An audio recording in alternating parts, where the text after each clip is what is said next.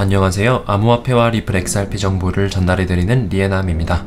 여러분들 좋은 수요일 아침 보내고 계시길 바랍니다. 현재 비트코인은 2만 불이 무너져 19,900불, 이더리움은 1,540불, 그리고 XRP는 32.7센트를 가리키고 있습니다. 지금은 무엇보다 불안한 거시경제 상황에 시장이 영향을 많이 받고 있는 것 같습니다. 자, 그럼 오늘도 바로 시작해 보겠습니다. 먼저 러시아 가스관 잠금에 의해 올해 겨울 혹독한 에너지난이 있을 것이고, 그에 따른 심각한 인플레이션과 경기 침체 현상이 있을 것이라는 지금까지의 뉴스와는 달리 최근 여러 유럽 국가들이 충분한 천연가스를 비축해 놓고 있다는 낙관적인 전망이 나와 29일 유럽가스 가격이 급락했다는 소식입니다. 유럽연합의 가스 비축량은 일요일 기준 79.94%로 11월 1일까지 목표치가 80%였던 걸 고려해봤을 때 예상보다 수월한 비축 속도를 보여주고 있다고 합니다.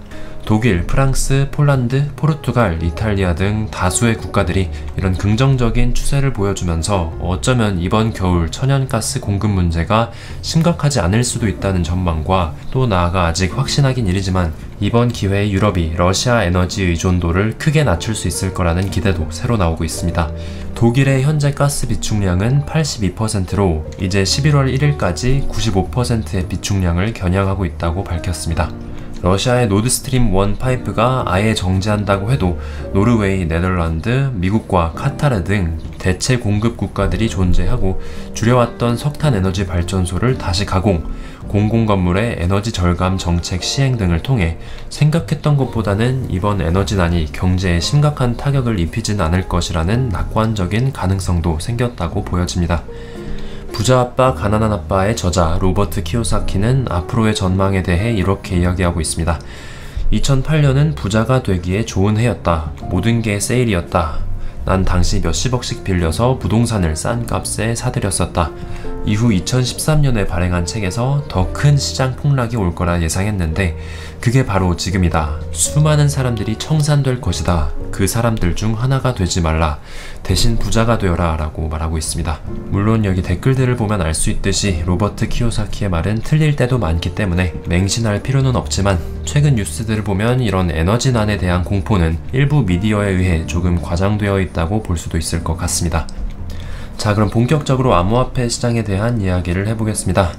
글래스노드가 보고하는 데이터에 따르면 비트코인과 이더리움, 따라서 암호화폐 시장 전체가 가까운 미래 안에 지금보다 더 큰 변동성을 맞이할 수도 있다는 소식입니다. 글래스노드는 현재 비트코인과 이더리움의 무기한 선물 약정 레버리지 비율이 사상 최고치에 달하고 있다. 이렇게 심한 레버리지 비율은 롱 혹은 숏 스퀴즈가 일어날 리스크를 의미한다고 경고했습니다. 이렇게 레버리지 비율이 높은 환경일수록 조그만 가격 변동에도 수많은 트레이더들이 대거 청산당할 확률은 높아지고, 그에 따른 연쇄 반응으로 도미노 마진콜이 이어지면서 큰 변동성이 있을 수 있다는 거죠.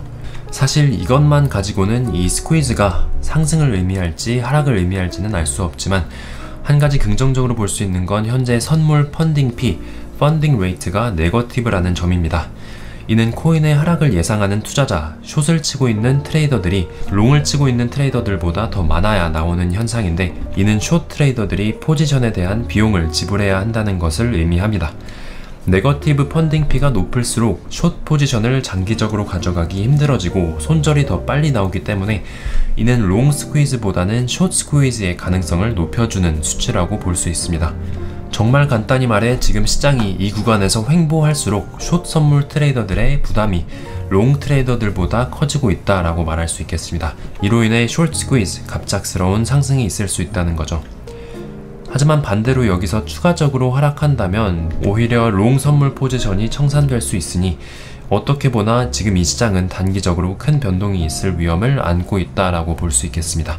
자, 다음은 금요일 제롬 파월의 잭슨 홀 연설에 이은 달러의 상승을 보며, 달러는 계속해서 오를 것이다 라는 다수의 전망과는 반대로 현재 달러는 오히려 최고점에 가까이 왔을 수도 있다라는 이 록펠러 인터내셔널의 의장 루셔 샤마의 의견을 전달해 드리겠습니다.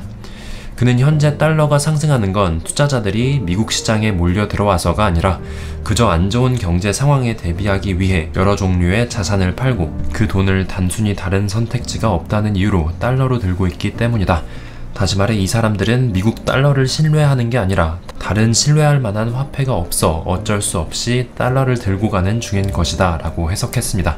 그는 또 미국의 경상수지 적자 (Current Account Deficit은) 현재 거의 GDP의 5%에 근접했는데 이는 역사적으로 달러의 하락과 동반되어 왔다. 게다가 미국의 순 국가부채는 18조 달러가 넘었고 이는 GDP의 73%로 다른 국가들의 화폐 몰락을 예견했던 50% 수치를 훌쩍 넘은 것이다 라며 결과적으로 만약 미국이 경제적으로 이 부채를 감당할 수 없을 거라는 생각을 사람들이 하게 되는 순간 달러는 장기적인 하락을 시작할 것이다 라고 경고하고 있습니다.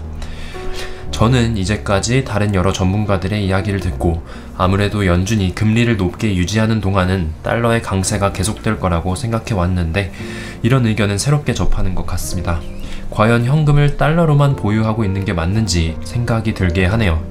이에 더해 샤르마는 정말 이렇게 달러가 신뢰를 잃고 떨어지는 상황이 발생한다면 그때는 달러의 패권이 위협받을 수도 있다고 말하고 있습니다. 그는 팬데믹을 기점으로 다른 국가 화폐의 사용량이 부쩍 늘었다. 이로 인해 현재 외환에 사용되는 화폐 중 달러의 비율은 59%로 1995년 이후 최저를 기록하고 있다. 러시아 경제 제재도 빼놓을 수 없다. 이번 제재를 지켜보던 말레이시아, 싱가포르 같은 국가들은 달러를 우회해 서로 간의 화폐로만 직접적인 거래를 하거나 중국의 위안화를 사용하려는 움직임을 보이고 있다. 디지털 화폐도 지금은 시장이 안 좋아서 불안해 보일지라도 장기적으로는 달러를 대체할 수 있다며 달러의 상승에 속지 말아라. 포스트 달러의 세상이 오고 있다라고 말하고 있습니다. 결국 샤르마는 이 브렌트 존슨이 이야기하는 달러 밀크쉐이크 이론, 달러는 계속해서 강세를 보이다가 결국엔 대체될 것이다 라는 이론에는 동의하지만 그보다도 더 빨리 달러가 무너질 수 있다 라는 의견인 듯 합니다. 이런 것들을 보면 앞으로 암호화폐의 역할은 지금 대부분의 일반인들이 상상하는 것과는 비교도 안 될 정도로 중요할 거라는 생각이 듭니다. 달러는 언젠가는 대체되어야 하는데 중국 위안화가 그 지위를 대신 가져가는 걸 나머지 국가들이 보고 있을 리가 없죠. 달러가 아니라 다른 어떤 한 국가의 화폐를 새로운 기축통화로 지정하게 되면 결국엔 지금과 같은 문제를 반복하는 것이기 때문에 분명히 새로운 대안들을 고려하고 있을 것이라 생각됩니다. 달러에 관해 리플의 CTO 데이비드 슈워츠도 비슷한 이야기를 하고 있습니다. 2020년 글을 보시면 데이비드 슈워츠 역시 달러는 1944년 브레튼 우즈 체제 체결 이후 전세계 기축통화의 자리를 지켜왔지만 그 자리가 점점 위태해지고 있다라고 말하고 있습니다. 그는 물론 달러를 완전히 대체하려면 시간이 많이 걸리겠지만 이번 팬데믹을 기점으로 암호화폐나 중국의 위안화 등 수많은 대안들이 제시되고 있다. 모든 국가들이 달러의 영향에서 벗어나고 싶어한다. 하지만 이는 CBDC를 출시하거나 다른 나라의 화폐를 대신 쓴다고 해서 해결되는 문제가 아니다. 결국 우리는 어느 한 국가가 발행하거나 조종하지 않는 중립적인 자산이 필요하다라고 말하고 있습니다. 언제 올진 모르겠지만 샤르마가 이야기하는 이 달러 이후의 세계가 정확히 어떤 모습일지 궁금해집니다. 저는 여기서 XRP가 유일한 기축통화가 될 것이다 라고 단정할 수는 없다고 생각합니다. 꼭 하나의 코인이 그 역할을 할 거라 장담할 수도 없고요. 하지만 이에 대한 공부는 여러분들과 계속 해나갈 예정이니 여러분들도 의견 댓글로 많이 남겨주시길 바랍니다. 자, 그럼 오늘 영상은 여기서 마치겠습니다. 시청해주신 여러분들 감사드립니다. 시장의 변동성이 좀 있는데 이럴 때일수록 건강 늘 챙기시고 오늘도 좋은 하루 보내시길 바랍니다. 자, 그럼 전 이만 다음 영상에서 찾아뵙도록 하겠습니다. 감사합니다.